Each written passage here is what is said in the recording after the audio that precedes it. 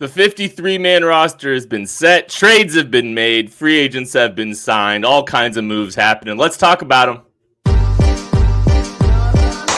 Thanks for listening to KC Sports Network, proudly presented by Emprise Bank. If you're thinking about starting a business or know someone who is, check out Emprise Bank's SBA loans. It's always good to know your options, and they can be your partner in possible. Welcome into a live edition of the KC Laboratory presented by Emprise Bank, member FDIC, our incredible partners in possible here at KC Sports Network. If you need anything with SBA loans, please be sure to check them out.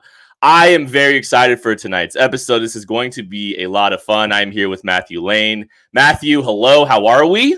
Oh, well, I'm glad you're excited to do the show with me. It's really nice of you to say these kind words. I'm glad you're really looking forward to this show. Normally I linger here, but we don't have to do that today. Obviously, those watching right now can tell, and I think Ken has said we are joined by Matt Hamilton. You guys know him from the Up and Adams show, from doing the breakdown on KCSN. I'm assuming if you're listening, you guys obviously learned a lot of football from watching him there. So Matt, thanks for joining us, man. You're gonna hear, tell us a little bit, about what you're up to these days right now, and then what it's like being on here talking to us two yahoos. I appreciate you guys having me on here. I'm just trying to. You guys do such a great job. I'm just hoping I can meet expectations here and not mess this up for you guys. Dude. No, you're great, man. Producer on Up and Adams with Kay Adams. We just finished our 20-team training camp tour last week, which took place over the course of 3 weeks. So not a lot of sleep. A lot of travel, but learned a lot, had a great time, and ready to share some of that insight here too. What was your airline of choice? Did you have one? Were you racking up points somewhere? Oh, I try to go Delta whenever I can. I got the silver medallion for the first time. My wife is tired of hearing about that. I got the Delta credit card. I tried to rack up as many points as I could, and it went pretty well. So. Yeah, man, we're excited to talk to you about that a little bit. I wanted to give you a chance to let people know a little bit about your football background too, because you've got to be part of some really special stuff in your football career as well. So I figured, maybe if no one knows, let them know a little bit about your football background too. Yeah, so I was really lucky. I was a student coach with the quarterbacks at Mizzou, and I was lucky to get there at the right time with Chase Daniel. Overlapped with him, and was a part of some really, really special teams there, that Cotton Bowl win and all that. Getting the chance to learn from him, to learn from Coach Yost, just the best possible people to be around, and obviously see Jeremy Maclin in action every day at practice and all that. It was an incredible opportunity that I'm so grateful for, and kind of started me on this path, and got the chance to work in the Lions scouting department for a little bit too. In the Calvin Johnson, Sue years. So got to see some special things up there too, and a lot of craziness. But yeah, that was awesome. And I still coach. I coach high school quarterbacks at New Rochelle High School in New York. So still involved in the game, outside of producing and doing all the crazy stuff we do on Up and Adams. Well, all the work you do clearly shows you have some football acumen for sure, man. So it's been really cool to kind of see the work you've done, here at KCSN. But we're excited to talk ball with you, man. So we're really looking forward to it. And this is a great time to announce that Wednesdays are going to be Matter Days. Yes. Double dose of Matts on Wednesdays. It's going to be Matt Hamilton, Matt Lane, and myself getting you ready for every game on Wednesdays. And also maybe, talk a little bit about what happened the week prior to. I'm sure we got to get some Hamilton takes and all that stuff. But you have to be careful. The Matts are taking over. We got Hamilton in here now. We got Matt Verderams hanging out with Tuck. You better be funny. We got the Matts are coming. We're coming.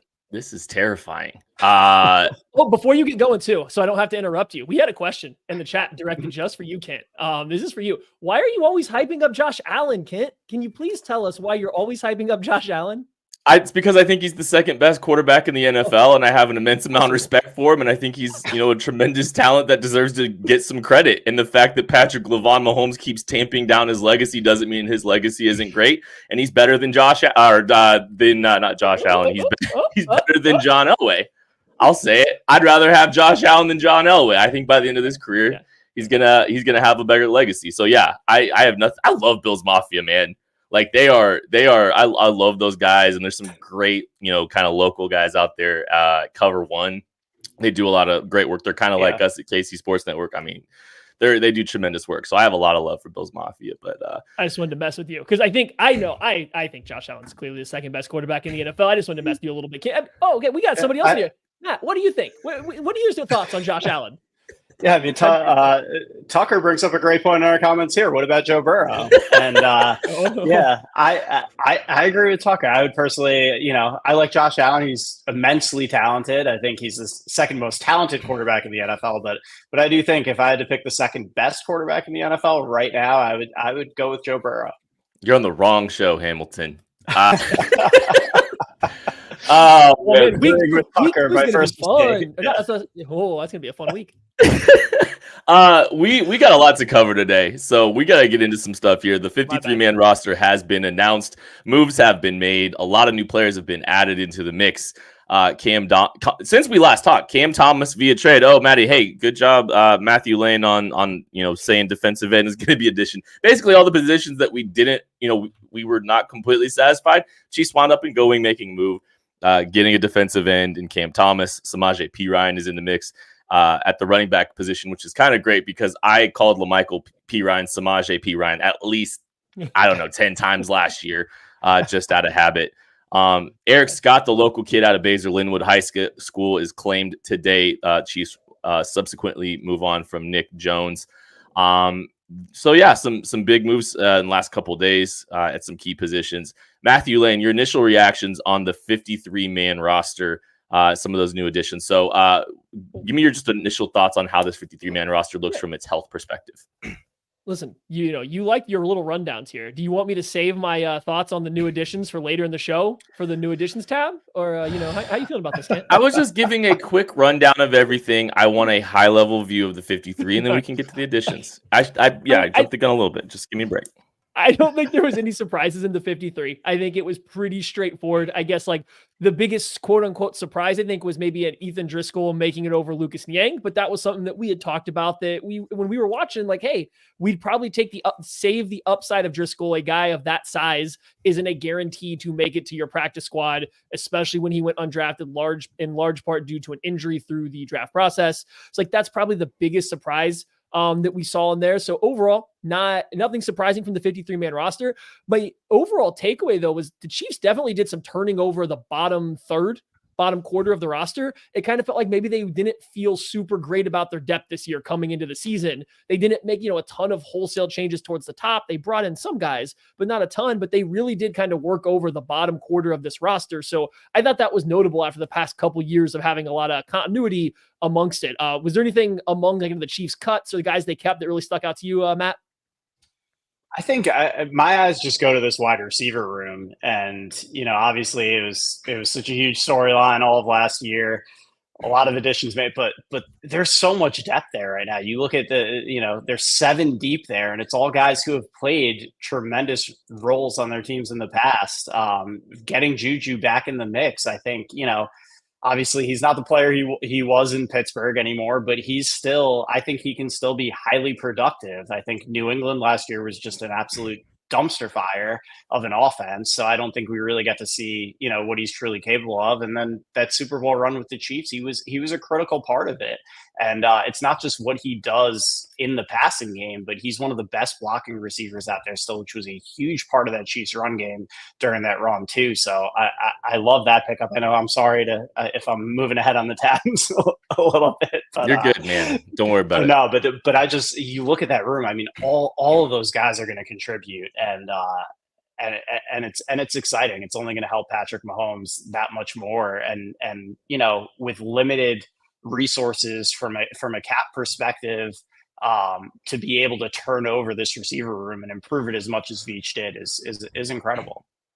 I think it's funny with the receiver room, all the successes of the last 2 seasons are back, essentially in the receiver room. Yeah. All the players that have, played particularly well, Juju back, Rasheed back, Sky Moore, he's back, but I know he kind of had his struggles, but I just think, some of the positive pieces of the recent core are back in the fold, and you've added Hollywood Brown and Xavier Worthy. I like the way it shaped up. I'm glad the Chiefs did what they did. And look, I mean, Justin Ross, a lot of people were disappointed that, he didn't make the initial 53. He's back on the roster. He's back on the practice squad. So the Chiefs guessed right. They made the right choice, the right decision there.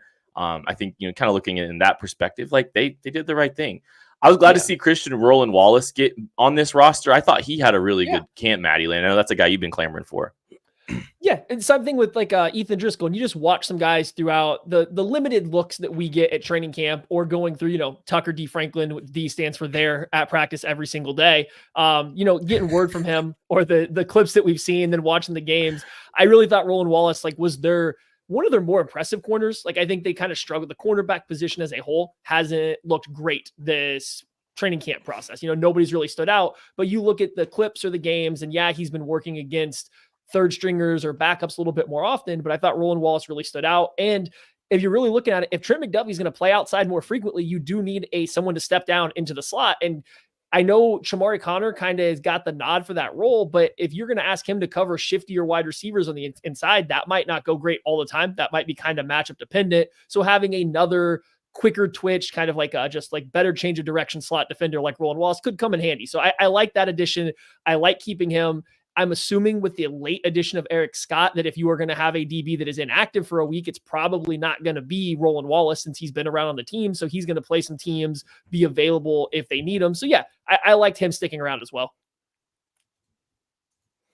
So Hamilton, any other players that any surprises for you, or like, do you like any, like kind of like what they did on this roster? Is there anything that kind of surprised you at all? Honestly, there weren't many surprises for me. But just as far as the roster itself, I mean, obviously, from a national perspective, looking at this team, trying to poke holes, not poke holes, but just see where's the weakness going to be this year? Mm-hmm. What's the thing that could prevent this three-peat? And I think, looking at the changes at the cornerback position were one, and the offensive line was the other, because we didn't know how Kingsley was going to plug in there, and I was impressed with him this preseason. I mean, the way that he's able to move, get out in space, block out in space. I think I don't envision that left tackle spot being an issue this year. I think he's gonna be all right. Yeah, I think Donovan Smith was fine, and the Chiefs won a Super Bowl with fine, and Orlando Brown was a little bit better than fine, but probably not the best fit, and the Chiefs won a Super Bowl with a little bit better than fine, but probably not the best fit. So, I think we're kind of in good shape here. I do agree, when you look at, on paper, I think the depth of the Chiefs is kind of the biggest concern, right? When you look on paper for the 22 starters, you go, yeah, this is a good team.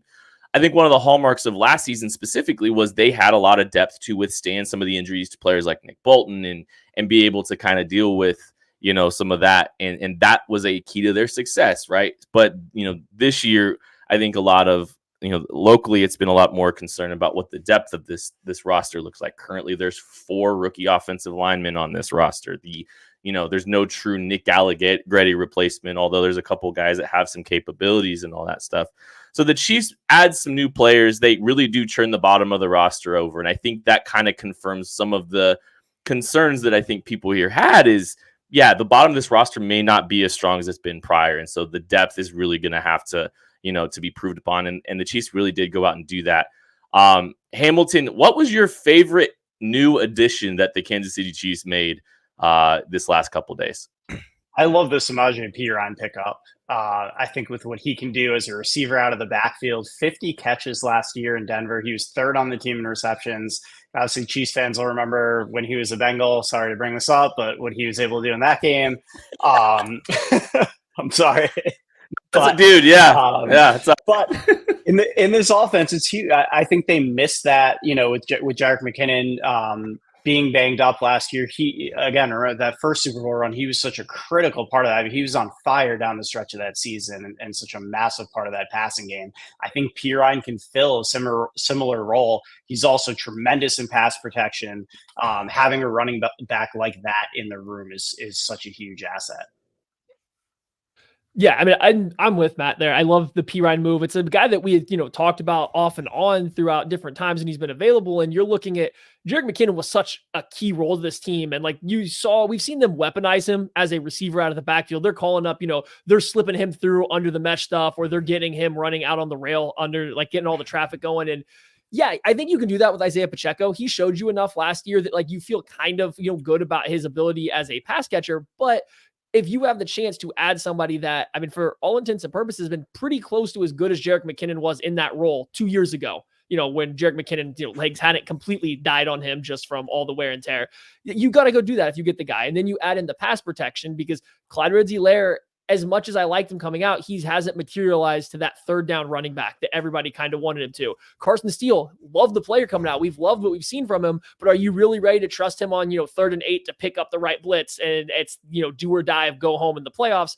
Maybe not. Pacheco has struggled in pass protection. Like, he's very willing to do it. The demeanor is absolutely there, but just the efficiency hasn't quite been there when you really dig into it. So yeah, I think adding Pirine to that makes a lot of sense.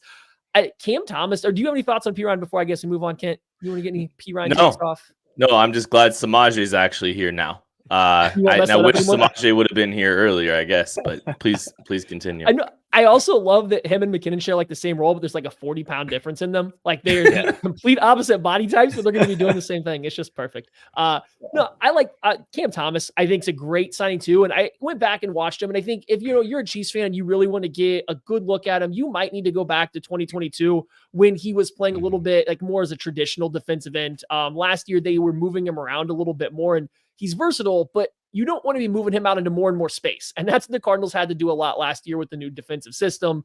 So if you go back to his rookie year, there's not a ton of reps out there. I think he played just like 150 snaps, but the pressure rate, pass rush win percentage was like 16% according to PFF. That was really good. That was like better than a George Karlaftis. That was as a rookie. That was better than Aiden Hutchinson as a rookie. Like, he was effective when he was in that role. Now he was playing on a good defensive line, but guess what he's going to be doing in Kansas City? He's going to be playing with Chris Jones, and across from George Karlaftis, he's going to get good opportunities. So I like that addition, and you take some pressure off of Felix Anudike-Uzomah to have to hit the ground running in year 2, because it doesn't seem like he's quite at that point where he's ready to really step on the field and play a significant amount of snaps. So you get a little bigger guys. Yeah, Cam Thomas, I think, is going to play a pretty big role for this team, Matt. Yeah, no, adding that D-line depth is so massively important. And as you said, you don't want to put Felix in a position where, he's going to be thrust into a role where the spotlight might be a little bit too bright right now. So being able to add that into the mix is, you look at every team. I mean, in the Chiefs, when they've, it's hard to say. I can't even say the Chiefs when they've been at their best. They're always at their best, but that's been one of the hallmarks, is having some D-line depth. We know how important it is to Spags throughout his entire career. You look at every defense that he's called, that D-line depth is such a crucial factor. So to add a guy who's had success in this league in there, it's big. Well, and DN depth specifically too, because of how he likes to employ these guys. It's normally like, we got 6 defensive ends ready to roll. We're gonna have 5 or 6 on the game day roster. 3 are gonna be on the field on third down. And like, when you looked at this group, it was like, man, there's just not enough horses on this defensive line right now. I like Truman Jones. I'd like to see Truman Jones back, but You needed more quality depth. And I think Cam Thomas, the style of player that he is, I mean, I'm not going to compare him stylistically entirely to George Karlaftis, but I did appreciate Cam Thomas's motor, and watching him continue to play hard, continue to play through the whistle. I think that is a type of player that can get some sack production, because he is going to have he's going to have a defensive tackle in the lap of quarterbacks quite frequently, having to try to, chase some of these guys around. So like, I think stylistically, Cameron Thomas makes a ton of sense. You've seen him kick inside a little bit, which is obviously something Steve Spagnuolo likes to do. And I don't think you're going to get that out of Felix. So you've got another guy that can kick inside, similar to a Mike Dana might on third down. You can spell George and Dana. Like, I think it's made a ton of sense for this football team too. You got something else, Hamilton? Oh yeah, I was gonna say, and a guy he reminds me of, again. I grew up a Giants fan, so I watched a lot of those Spags defenses in the mid 2000s. I don't know if you remember Dave Tollefson. He reminds me so much of him, because again, he can generate a pass rush on the outside. He can move inside. He's got the motor.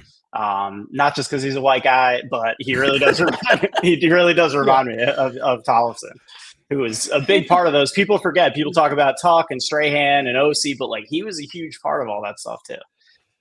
And he's such a weird, I guess, like watch, because you look at Cam Thomas, and he's a pretty stoutly built guy, shorter arms, right? When you're looking at him, and then you watch him play, and you kind of expect like this pure power profile, I think, as a pass rusher. And it's not that he's not just powerful, but he's got like oddly good body control for a guy that has his proportions. And so, like, I'm not trying to say he's flexible and, doing the Von Miller under the table thing, but the body control is there to where he can angle his body to get in between these interior gaps when you put him on the inside. Or at San Diego State, I mean, half of his pressures felt like they came off of looping or stunting, just because he has that ability to keep staying on the move and adjusting, dipping his shoulders, reducing that surface area. So he's just an interesting guy to watch move given his body type. So yeah, I think he's going to fit in really well for what Colin and Spags like to do along this defensive line.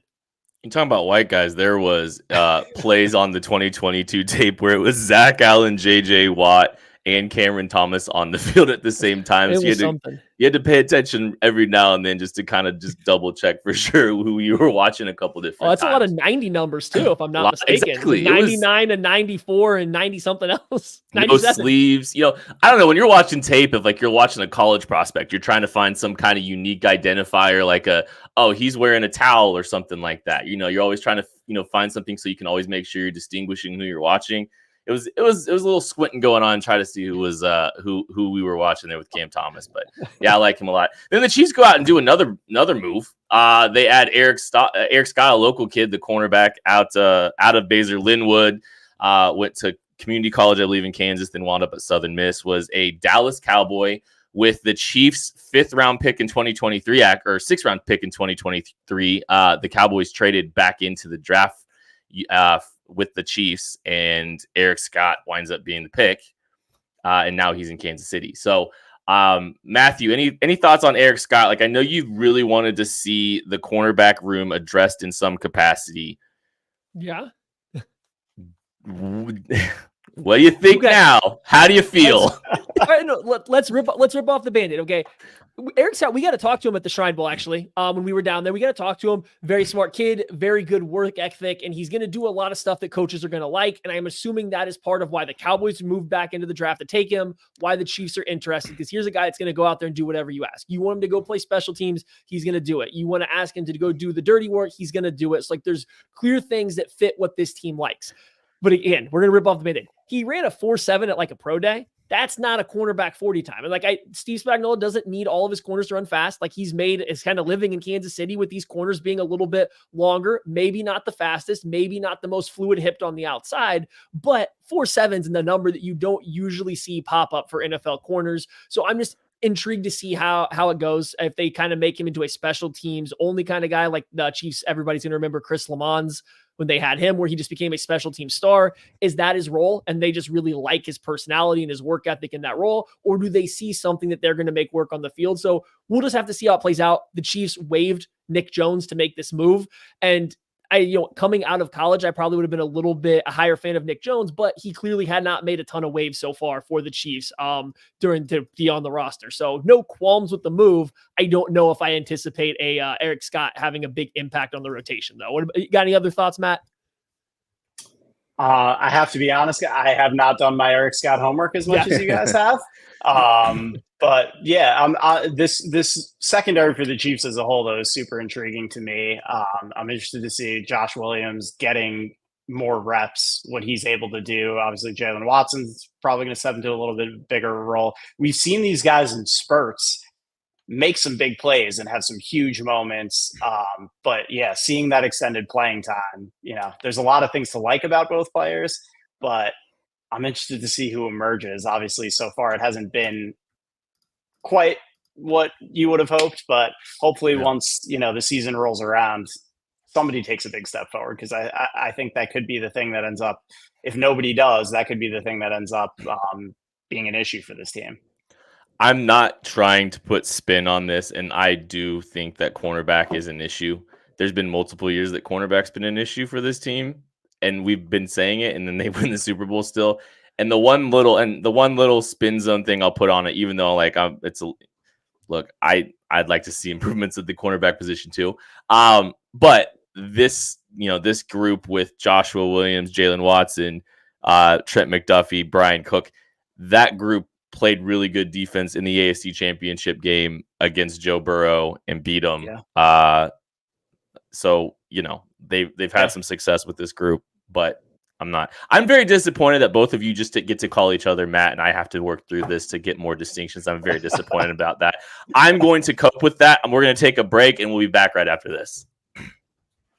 Thanks for listening to KC Sports Network. Make sure you download our new app. Find it on the App Store or Google Play. Just search KC Sports Network. Entertain, educate, inform. KC Sports Network.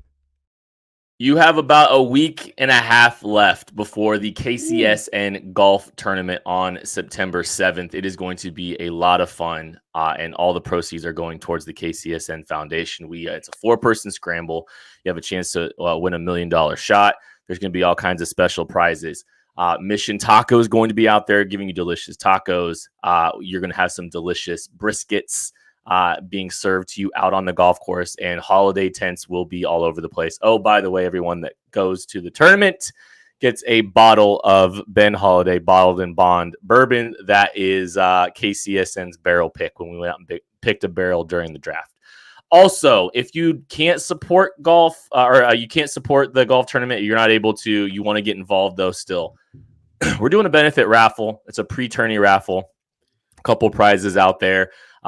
Patrick Mahomes signed mini helmet, 2 tickets to any Chiefs home game, and you don't have to be present to win, but 5 tickets get you $20, 15 tickets for $40, and 40 tickets for $100. And again, a very, very efficient nonprofit, KCSN Foundation, very efficient when it comes to how much money winds up going to all the things that we're doing to support. And Tucker, you have something I can say. Yeah, I want to add some breaking news here to this prize for the 2 tickets to any home Chiefs game.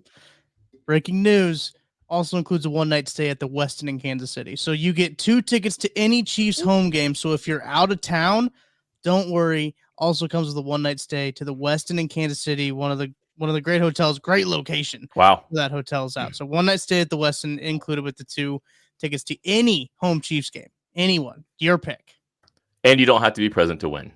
So please help support the initiative here. Again, all this is going to go towards children's literacy, feeding the homeless, giving kids a Christmas that they maybe wouldn't have otherwise had because of some of the stuff that the donations you guys make. So please consider supporting if you can. We'd really appreciate it.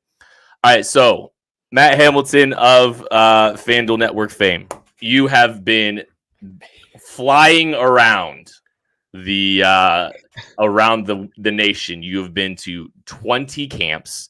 You have seen the Buffalo Bills, the New York Jets. You've seen the Texans, the Bengals. You've seen all the contenders really in the AFC. We'll get to the West in a minute. Anyways, you've seen all these teams. You've got eyes on all these teams. You've been privy to see these guys practice, speak to these guys. Who's the biggest contender to the Kansas City Chiefs in the AFC? Man, that's a great question.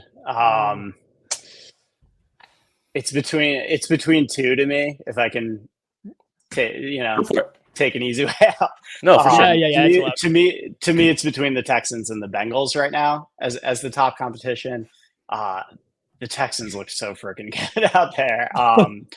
And the addition of Diggs, you just hear, he's fitting in so well. Obviously, that was a question of, and people are already trying to poke holes what he's doing on the sideline during games. But everything we heard from D'Amico Ryans, from Nico Collins, from Danielle Hunter, who was with them in Minnesota too, it's just glowing reviews from the type of teammate he's been. D'Amico's telling us he's working with the cornerbacks after practice on their technique, trying to help them get better. And that receiver, I think that's the best receiving trio in the league right now with him, Nico Collins and Tank Dell. And that defense is ready to take a huge step forward too. Danielle Hunter is going to be a massive difference maker. Stingley looks incredible. They're just loaded across the board. And they're scary. And then the Bengals obviously we know what the ceiling is for the Bengals, or what the ceiling looks like and the threat that they pose to the Chiefs. But just what impressed me there is just the level of locked in everybody is. And I know there's still some stuff going on with Jamar Chase where he was back practicing and he's not practicing again, but I think they're going to figure all that out. But even with that, he was there in the building every day. I heard that the attitude was positive. He's working with all the young receivers, getting them ready. T. Higgins was there. We didn't talk to him on camera. We got to talk to him a little bit off camera. He's there and he understands the situation and he's being mature about it. And, he wants to win another ring. And I think that's really the vibe there is because of all the contract situations, like they know this is their last chance to get one with this core group together before things start to have to change. So I think that's a huge motivating force for them. We did talk to Joe Burrow. He's in a different headspace right now, and everybody talking to everybody around the building too.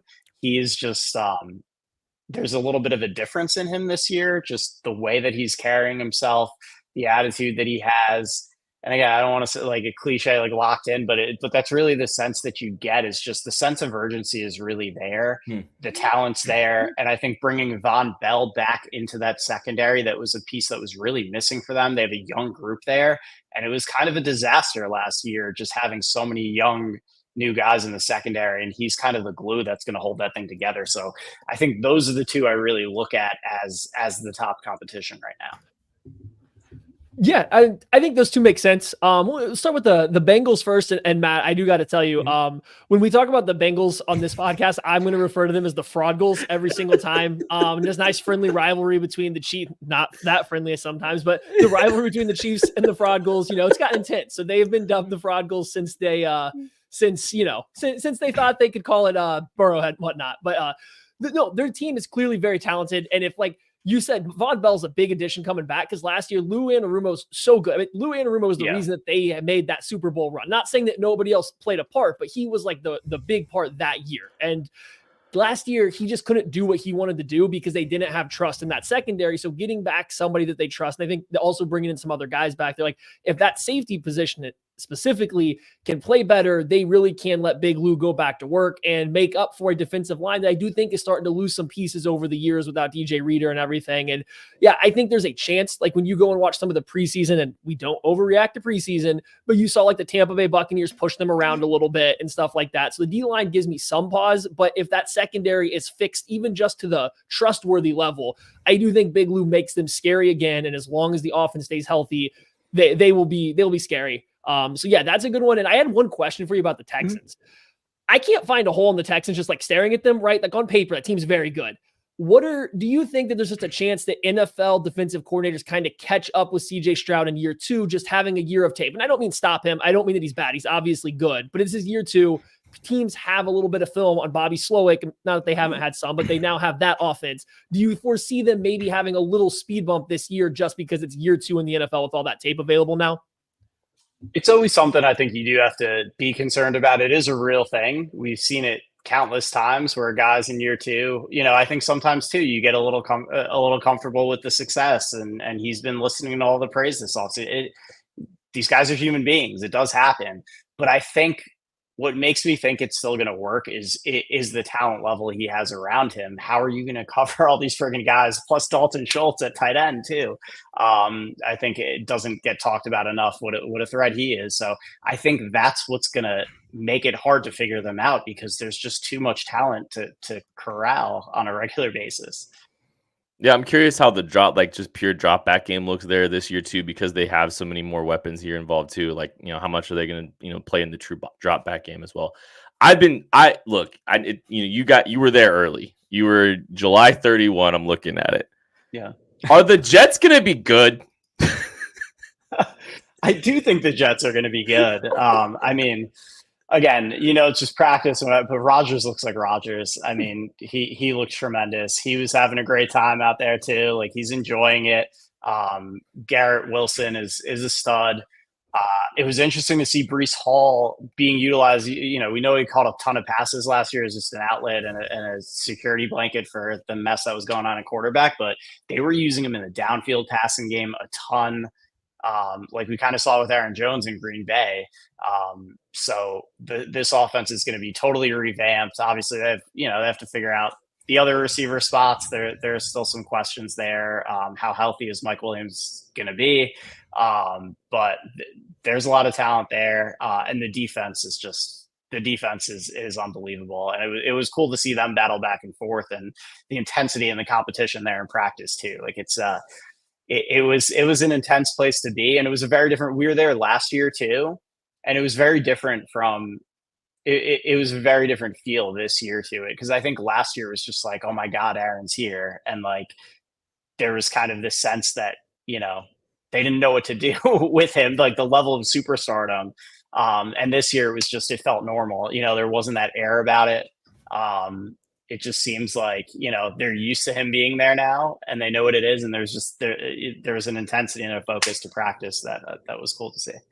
Kind of feels like there's some urgency there, similar to what we're talking about with the Bengals, but like urgency with Robert Saleh, because like his job's probably on the line too at this point too. So like he's got to maybe kind of like, I know they did a lot to try to accommodate Aaron, it felt like last year, but like it's kind of got to be in his image a little bit here, because he's got to go on his own sword if he's going to try to do that, right? Oh, absolutely. And I think that's the biggest question still is him and Hackett. There's a lot to manage there. And I think Saleh is a great defensive mind. I think he's a guy that the players respect a lot. But he's still relatively inexperienced as a coach. And we saw it last year. There were a lot, dealing with a lot of the headaches that come along with being a head coach. It seems like, he didn't handle those the best way, if you're going to believe the reports, which I think there's some truth to. So I think, and obviously every season you're going to have your difficult moments that come up. How is he going to handle those and keep that locker room all moving in the same direction? And I do think that's going to be a question for them for sure. All right, so I got one more question. It's not AFC related necessarily, and I want to talk about the AFC West and how many games the Chiefs are going to win that by. But what's the team like? You saw like 60-70% of the league. So yeah, who's the team that you saw that we're not talking enough about just globally? Who's the team we're not talking enough about? The team that really impressed me, and obviously still have some questions about them too, but I was really impressed by what was going on in Washington with the Commanders. Jaden Daniels looked phenomenal. It was really something, like you just had to stop and watch. I don't think a ball hit the ground when I was watching him during that practice. It was something. It was some next level stuff. Is a huge issue there that I have concerns about. I don't know if they did enough to address that, but actually splashy moves, but just solidified their depth, got some veterans, some adults in the building that, like getting a Bobby Wagner.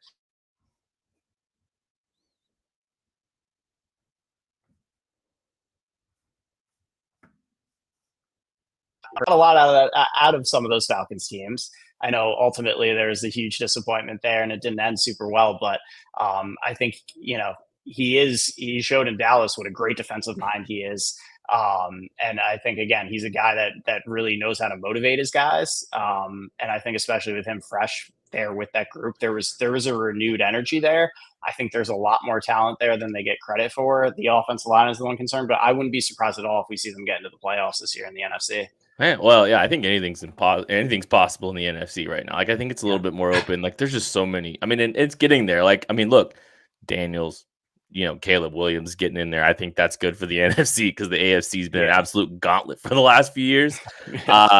Let's move on. Let's move on to the AFC West here a little bit. Oh, fine, whatever. Yes, let's go. I'm going to start with you. I'm going to start with you, Kent. I'm going to let you feel involved. Okay, there's 3 other AFC teams I think people would post as contenders that we haven't talked a lot about now, and I'm going to ask you of the 3, which one scares you the least? Okay, the Baltimore Ravens with their defensive coaching staff and player turnover and new offensive line, the Buffalo Bills with their defensive player turnover, their new wide receiver room, or the Miami Dolphins and their inability to play past Christmas time because the weather gets too cold. Which one of those teams scares you the most or the least going into the year, Kent? For me, it's Miami. Like, they've made a lot of wholesale changes on that roster. They've had to say goodbye to key stalwarts on the defense like Christian Wilkins. And, like, I don't think they've completely like for like replaced some of their talent from last year. And, some of their players are still recovering from injury on the defensive side of the ball. And, yeah, they have a lot of talent offensively, but, they are, some inconsistencies, some hamstring issues and some stuff have kept them from staying healthy as a group. And Tua. I mean, like, it's like if I'm looking at the quarterbacks here, like Tua's the one that scares me the least of all those guys. So, like, for me, the one I'm least worried about is probably Miami. I would say with where things stand right now, Buffalo. I think there was a lot of positivity in that camp. I think some of the changes, they lost a lot of talent, but I think the influx of new blood into that building was something that was needed. That was kind of the feeling there. But it's tough. You lose that many key pieces to your defense. I don't know what it's going to look like. And I think they have enough on the offense, enough at receiver to be okay. But I don't know if they have it. I don't think they have anybody, at least not yet, of the caliber of Stephon Diggs. Even though we saw him not be as much of a factor into the playoffs. And, you look at what made them successful the second half of last year was Joe Brady really leaning on Josh Allen's legs, using him in the run game. Yeah. You can't do that over a 17-game season with him. You can't put that kind of a toll on him. So that's what scares me. I do want to say about the Dolphins, there are valid concerns there for sure. As you said, the defensive turnover, they had more turnover defensively than any other team in the entire NFL. Yeah. But I will say this too. As far as the late season struggles, not making excuses, but last year, decimated by injuries going into that playoff game. Yep. And that was and they lost to the Chiefs. It's not like they lost to nobodies in that playoff game. And the year before, they lose Tua going into the playoffs. So it's like we haven't seen what they look like at full strength at the end of the season yet. And as you said, that might be a part of it because they have some guys that are injury prone. But I would love to see what they look like at full strength at the end of the season because I do think they're an incredibly dangerous team if they have everything clicking at the right time. No, for sure. And the Dolphins thing, and it's been unfortunate circumstances, I think, that has led to a lot of the making them the butt of a lot of jokes because they keep losing just when it gets cold. But it's always against a really good team. So, like, is it the cold or is it the fact that you're playing good teams, right? Like, so I think it's more of a fun thing to mess with them about it. They are dangerous. It's just, it also, I think you've seen a little transition, and the Dolphins, I think, have to be my answer too, just because we have seen a transition in the NFL the past few years is being teams that can play really physical are kind of getting an edge up once you get to playoff football now, right? Like it was about speed and creating space for a long time because the NFL kind of caught up to college football and then college football, all these different, it starts in high school, trickles into, what they say, right? But the NFL now seems like physical teams, when it comes playoff time, are finding ways to win. And it doesn't mean they're always the best team, doesn't mean they're always better even on that day, but the team that can be a little bit more physical when it matters seems to have an edge up right now. And that's where I still think the Dolphins do struggle. And as good as Mike McDaniel is at getting stuff going and figuring out the right way to do things, at some point, eventually, you are going to have to win the line of scrimmage on both sides of the ball. You are going to have to make the tackles and things like that. And it seems like it's kind of where they start to run a little bit up into a wall later in the year. And when they play the good teams, they're dangerous. Like, don't get me wrong. I don't want to go to Miami in the playoffs and have to play a game. They are scary there, but just as the weather gets a little colder and they have to go on the road, I think they are probably the least scary of the group because I put the least trust in Tua. And at the end of the day, quarterbacks. That is a great point about the physicality. And also I'm interested to see how the crackdown on that cheat motion is going to affect them because that was a huge part of their offense last year. So all valid points for sure. All right, let's talk a little AFC West before Maddie interrupts me again. So you got a chance recently. I mean, the last couple of weeks, you got a chance to go check out Denver. You got a chance to check out the Chargers. Of the two, who impressed you the most? Not necessarily from a wins and loss perspective, but from directionally, which team do you have the most hope for, Chargers or Broncos? That's a tough one too, because I think they're both. I don't think either one's fully ready yet, but I like the direction that both are headed. Mm-hmm. Man, I guess I would have to say Chargers, just because of Harbaugh, the restructuring they're doing there. I think they're going to be a heavier run team right now, and I think that's going to help Justin Herbert out tremendously. I mean, nobody's been more imbalanced than the Chargers over the last few years, and it's whatever jokes you want to make about Herbert. It's just, you're not putting your quarterback in a position for success when you're asking him to throw 40, 50 times a game. That's not winning football. I think Harbaugh knows how to change a culture and change it fast. And I think he's doing that there. I don't think they have the pieces yet. And then in Denver, I think Bo Nix is going to be better than people think. I think he's a good match with Sean Payton. I think, he's somebody that Sean Payton tells him to do something, he's gonna do it, and he's gonna be able to execute it. And he's athletic. He's shown that.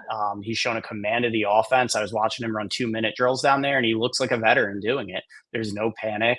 He's cool. He's calm under pressure, and he makes good decisions. And I think that's what Sean Payton was looking for. There's an increased tempo to this offense. The ball's getting out on time.